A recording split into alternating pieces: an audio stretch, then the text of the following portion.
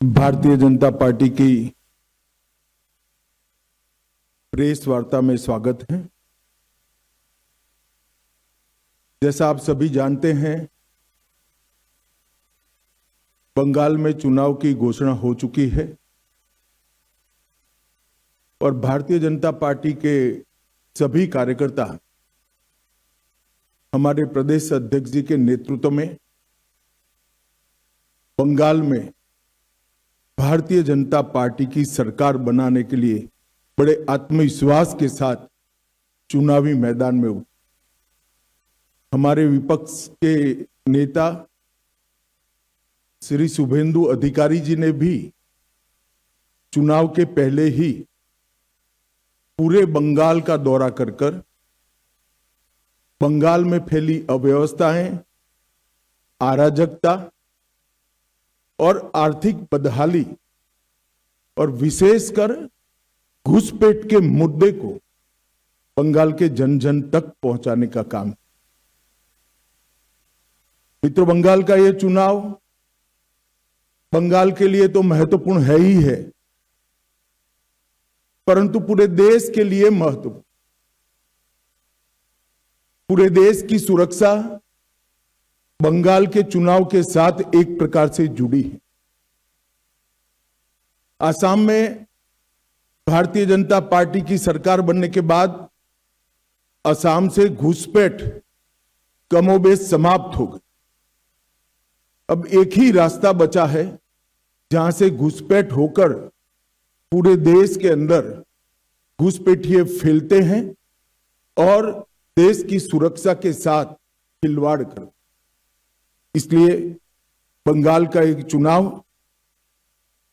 बंगाल के लिए महत्वपूर्ण है कई मायनों में, और देश की सुरक्षा की दृष्टि से देश के लिए भी महत्वपूर्ण। भारतीय जनता पार्टी ने तय किया है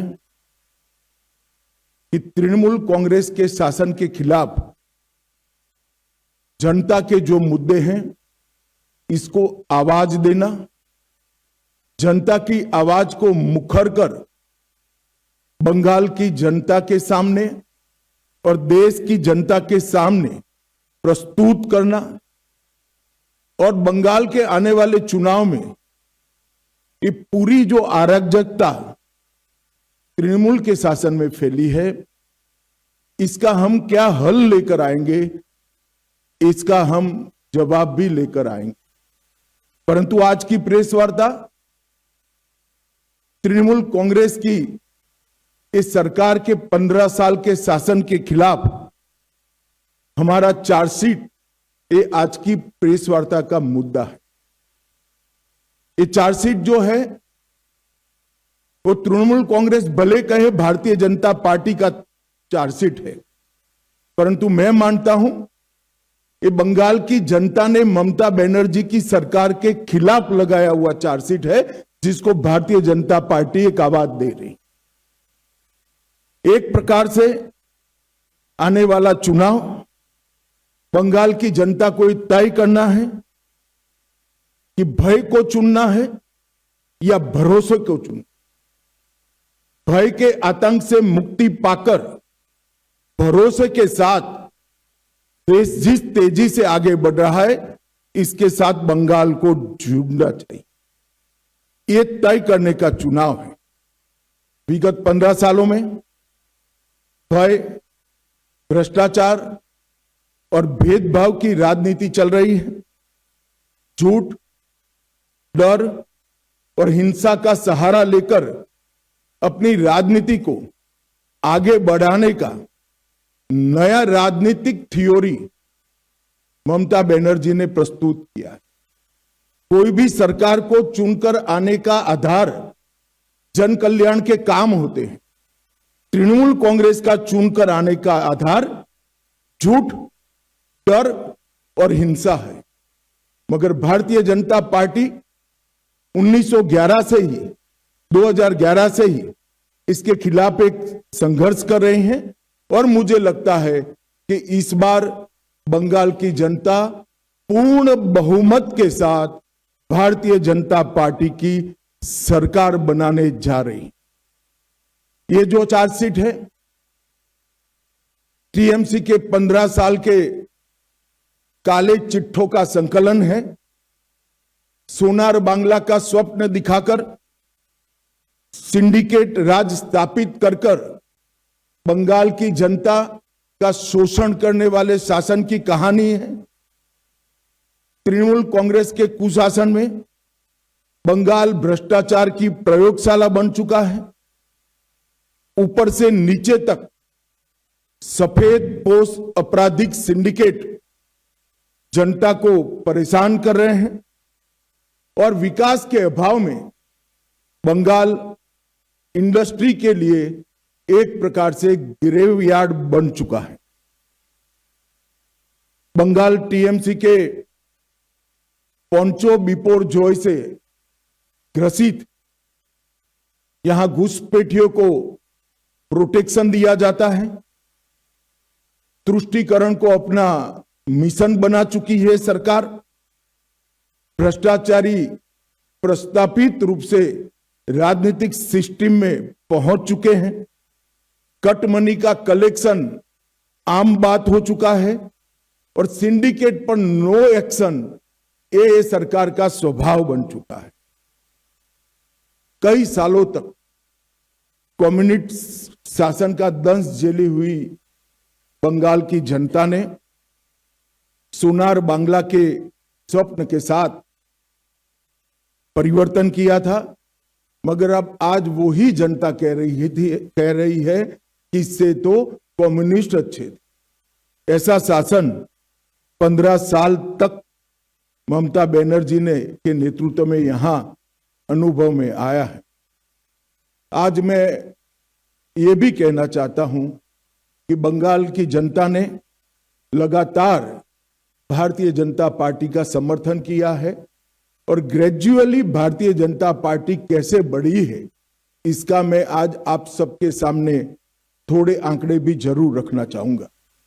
2014 में हमारा 17% वोट शेयर था लोकसभा चुनाव में और 2 सीटें थी। 19 में हमारा वोट शेयर 41% हुआ, 18 सीटें प्राप्त की। 24 में हमारा वोट शेयर 39% हुआ और 12 सीटें मिली। तो हमने एक 40% वोट शेयर का बेस यहां पर बना है। 2016 के चुनाव में विधानसभा में हमारा 10% वोट था और केवल 3 सीटें हम जीत पाए थे। 21 के चुनाव में 10% से बढ़कर 38% तक हम पहुंचे और 77 सीट के साथ हमारे विधायक दल का श्री शुभेंदु जी नेतृत्व कर रहे हैं। 30 साल तक जो 2 पार्टियों ने यहां पर लंबे समय तक शासन किया, कांग्रेस और कम्युनिस्ट, दोनों को 0 सीटें प्राप्त। मित्रों, 2024 में मोदी जी के प्रधानमंत्री बनने के बाद महाराष्ट्र, हरियाणा, उड़ीसा, दिल्ली और बिहार, ये सभी जगह पे भारतीय जनता पार्टी के नेतृत्व में एनडीए ने अप्रत्याशित जीत हासिल की है और मुझे पूरा भरोसा है कि हमारी जो कैडर है, हमारे कार्यकर्ता हैं, वो जन जन तक पहुंचे हैं, जनता की आवाज को मुखर कर आवाज दे रहे हैं और इस बार बंगाल की जनता ने ये तय किया है कि प्रचंड बहुमत के साथ भारतीय जनता पार्टी की सरकार यहां बनाई जाएगी। ये चुनाव जो है वो एक प्रकार से जान जाने के भय से मुक्ति का चुनाव है, आजादी जाने के भय से मुक्ति का चुनाव है। पूरे बंगाल का बहुमत समाज demographic change, artificial demographic change के कारण भय में जी रहा है कि हमारे ही देश में कहीं हम माइनॉरिटी तो नहीं बन जाएंगे। वो भय से मुक्ति का, अपनी संपत्ति के लूटने के भय से मुक्ति का चुनाव है, रोजगारी छीनने के भय से मुक्ति का ये चुनाव है, महिलाओं की सुरक्षा खतरे में है इसके भय से मुक्ति का चुनाव है और युवाओं के भविष्य पर जो भय और अंधकार छाया है, इसके मुक्ति का चुनाव। ये चुनाव शांति के भरोसे का है, सम्मान की जिंदगी की गारंटी का चुनाव है, मुफ्त इलाज गरीब को मिले इसके भरोसे का चुनाव है, पक्के घर का अधिकार सिंडिकेट न छीन ले इसके भरोसे का चुनाव है, मुफ्त बिजली हर गरीब तक पहुंचे इसके विश्वास का चुनाव है, हर घर में नल से जल पहुंच जाए इसके भरोसे का चुनाव है, युवाओं के उज्जवल भविष्य का भरोसे का चुनाव है और घुसपैठियों से मुक्त एक बंगाली समाज की रचना के भरोसे का चुनाव। और ये भरोसा आज बंगाल के चुनाव का मुख्य मुद्दा बना है।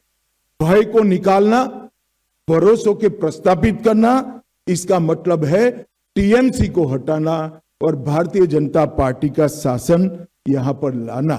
मोदी जी के नेतृत्व में जो विकास के देश के अंदर एक बहुत स्पीड के साथ रफ्तार चली है, बंगाल इसके साथ जुड़ना चाहता है।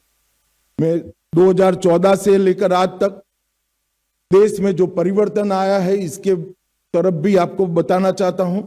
15 में पहली बार जम्मू कश्मीर में एनडीए की सरकार बनी, 16 में हमने पहली बार आसाम में सरकार बनाई, 17 में हमने पहली बार मणिपुर में सरकार बनाई, हरियाणा में हमने पहली बार सरकार बनाई, अरुणाचल में पहली बार सरकार बनाई, 18 में त्रिपुरा में हमने पहली बार सरकार बनाई, 24 में हमने ओडिशा में पहली बार सरकार बनाई और 26 में प्रचंड बहुमत के साथ भारतीय जनता पार्टी बंगाल में सरकार बनाने जा रही है। ये मैं बहुत स्पष्ट रूप से देख रहा हूं। बंगाल जीतने के साथ ही एक बहुत लंबे अरसे के बाद अंग, बंग और कलिंग तीनों जगह एक पार्टी का शासन होने जा रहा है। बिहार में भी एनडीए का शासन है, उड़ीसा में भी भाजपा सरकार है और अब बंगाल में भी भाजपा सरकार आएगी। तो एक प्रकार से पूर्ण बहुमत की सरकार बंगाल के विकास की गारंटी है। मित्रों, ममता दीदी ने हमेशा विक्टिम कार्ड का पॉलिटिक्स खेला है। कभी पैर तुड़वा लेती हैं, कभी सिर पर पट्टी बंधवा देती हैं, कभी बीमार हो जाती है और कभी चुनाव आयोग के सामने बेचारा बनकर चुनाव आयोग को गालियां निकालती। मगर ममता दीदी, मैं आपको बताने आया हूं कि आपकी ये राजनीति को, विक्टिम कार्ड की पॉलिटिक्स को बंगाल की जनता अब बहुत अच्छे तरीके से समझ गई। चुनाव आयोग जैसी संवैधानिक संस्था पर गाली गलौज करना ये बंगाल की संस्कृति को शोभा नहीं दे। मैं आज एसआईआर के बारे में भी खुलकर बताना। एसआईआर पूरे देश भर में हो रहा, कहीं पर जुडिशियल ऑफिसर नहीं लगाने पड़े, सिर्फ बंगाल में लगाने पड़े। कारण क्या है? यही चुनाव के अंदर तमिलनाडु में भी एसआईआर हुआ, कोई कोर्ट केस नहीं हुआ। केरल में भी एसआईआर हुआ, कोई कोर्ट केस नहीं हुआ। तमिलनाडु में डीएमके की सरकार है, केरल में कम्युनिस्टों की सरकार है। बंगाल में ऐसा क्या हुआ कि सुप्रीम कोर्ट ने जुडिशियल ऑफिसरों को लगाना पड़ा? इस बात का जवाब ममता बनर्जी ने बंगाल की जनता को दिया। आपके डिस्ट्रिक्ट मजिस्ट्रेट निर्भीक रूप से काम नहीं किए, इसलिए सुप्रीम कोर्ट ने जुडिशियल ऑफिसर्स को लगाना पड़ा है। और एसआईआर पर वो जो आरोप कर रही है, मैं आज बंगाल की जनता को पूछना चाहता हूं, जो घुसपैठियों को वोटर बनाकर यहां रखा गया है, उनको क्या बंगाल का भविष्य तय करने का निर्णय देना है या नहीं देना है? वो बंगाल की जनता ने तय करना है। मैं भारतीय जनता पार्टी की ओर से स्पष्ट कर देना चाहता हूं, सिर्फ वोटर लिस्ट से नहीं, देश भर से एक एक घुसपैठियों को हम चुन चुन कर देश के बाहर निकालने के लिए संकल्पबद्ध है और ये मेरी पार्टी का एजेंडा है। ममता जी को जो आरोप लगाना है वो लगाएं। मित्रों, डबल इंजन की सरकार, इसके कई ऐसे उदाहरण हैं उत्तर प्रदेश बीमारू से बेमिसाल बना। मध्य प्रदेश ने कृषि विकास और विकास के नए स्टैंडर्ड सेट किए। आसाम, जहां सालों से उग्रवाद था, वहां आज सेमीकंडक्टर का प्लांट लग रहा है। त्रिपुरा ने 25 साल के ठहराव को समाप्त कर कैडर राज को समाप्त कर हम विकास के रास्ते पर आगे बढ़े हैं। और अब बारी है बंगाल की, यहां पर भी सिंडिकेट से मुक्ति पाने का ये चुनाव है। मित्रों, मैं चार्जशीट के कुछ महत्वपूर्ण मुद्दे पर भी बताना चाहता हूं। इस चार्जशीट में घुसपैठियों की समस्या को हमने ढंग से उजागर किया है। घुसपैठिया न केवल देश की सुरक्षा के लिए बहुत बड़ी चिंता का विषय है, वो हमारे गरीब श्रमिकों की मजदूरी में भी हिस्सेदारी लेते हैं, गरीब लोगों के अनाज में भी हिस्सेदारी प्राप्त करते हैं और युवाओं की रोजगारी भी छीन। मैं आज ममता बनर्जी जी को स्पष्ट पूछना चाहता हूं कि घुसपैठिए इतने आ गए कि आपकी सरकार सो रही है? मुझे मालूम है वो कहेगी कि बीएसएफ क्या कर रही है। बीएसएफ तभी रोक सकती है जब आप बॉर्डर पर बाड़ लगाने की हमें भूमि दे। 600 किलोमीटर बाढ़ अधूरी रह गई। हमारे होम सेक्रेटरी यहां आकर आपको मिलकर गए, मैं खुद आकर आपकी ऑफिस में मिलकर गया, मगर आपने बाढ़ लगाने की भूमि नहीं दी, क्योंकि घुसपैठियों की वोट बैंक आप बनाना चाहते। हमने कोई पॉलिटिकल ईगो नहीं रखा। हमने आपके साथ संवाद किया, संपर्क किया, पत्र व्यवहार किया, मगर आपने हमें भूमि नहीं दी है। कोई बात नहीं ममता दीदी, आपके पास बहुत कम समय है। 6 मई को भारतीय जनता पार्टी की सरकार बनेगी और 45 दिन में सभी भूमि बाढ़ के लिए जो उपलब्ध कराना है वो भारत सरकार को बंगाल की भारतीय जनता पार्टी की सरकार उपलब्ध करा देगी और हम घुसपैठ को रोकेंगे। तुष्टीकरण की इंतहा कर ममता बनर्जी जी ने रख दिए। मैं आज बंगाल की जनता को बताना चाहता हूं, अल्पसंख्यक का बजट लास्ट बजट के अंदर 5,713 करोड़। ऐसा न मानिए कि मैं अल्पसंख्यक के बजट का विरोध, आपको जो रखना है वो रखिए, मगर उसके अनुपात में पिछड़ा वर्ग की संख्या 3 गुना है और पिछड़ा वर्ग के लिए आपका बजट है, ओबीसी के लिए बजट है 2533 करोड़। कम संख्या होने के बावजूद अल्पसंख्यकों का बजट 5713 करोड़ और ज्यादा संख्या होने के बावजूद पिछड़ा वर्ग का बजट 2533 करोड़। आज बंगाल की जनता को यह सत्य जानना चाहिए। बंगाल की जनता को यह भी जानना चाहिए कि 77 समुदायों को ओबीसी में ममता बनर्जी की सरकार ने जोड़ा, उसमें से 75 समुदाय मुस्लिम थे। क्या और कोई ओबीसी है ही नहीं? किस प्रकार से आप शासन चलाना चाहती हैं? धर्म के आधार पर ओबीसी तय होगा, ये लंबा नहीं चलेगा। आपकी घुसपैठ की पॉलिटिक्स के कारण सिलीगुड़ी कॉरिडोर की सुरक्षा आज कमजोर हो गई है। मवेशी की तस्करी और नकली मुद्रा, इसके कारण पूरे भारत के अर्थतंत्र पर गहरा असर पड़ा है। मित्रों, एक तुष्टीकरण की राजनीति से एक प्रकार से पूरा बंगाल गंभीर समस्याओं से घिर चुका है। महिला मुख्यमंत्री हैं, वो स्वयं महिला है, उनके शासन में महिलाओं का हाल पूरे देश में सबसे खराब है। 34,738 मामले महिलाओं के खिलाफ दर्ज किए गए। टीएमसी द्वारा, इनकी कैडर के द्वारा महिलाओं पर अपराध के केस में खुलेआम संरक्षण दिया गया। आरजी करके केस में जो आरोपियों के वकील होते हैं, इनको इनाम में राज्यसभा दिया जाता है। और संदेश खाली में धड़ल्ले से आदिवासी महिलाओं का शोषण हुआ, वो भी तृणमूल कांग्रेस का पदाधिकारी था। कस्बा लॉ कॉलेज के बलात्कार में चुप्पी साध ली गई। पार्क स्ट्रीट बलात्कार को ममता बनर्जी ने घड़ी हुई घटना बताया।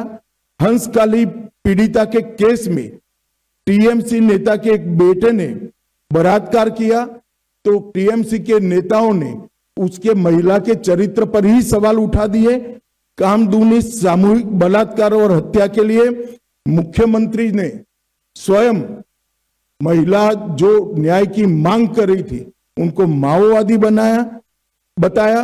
दुर्गापुर मेडिकल छात्रा के सामूहिक बलात्कार में महिलाओं पर सवाल उठा दिए गए कि आप बाहर क्यों जाती हैं।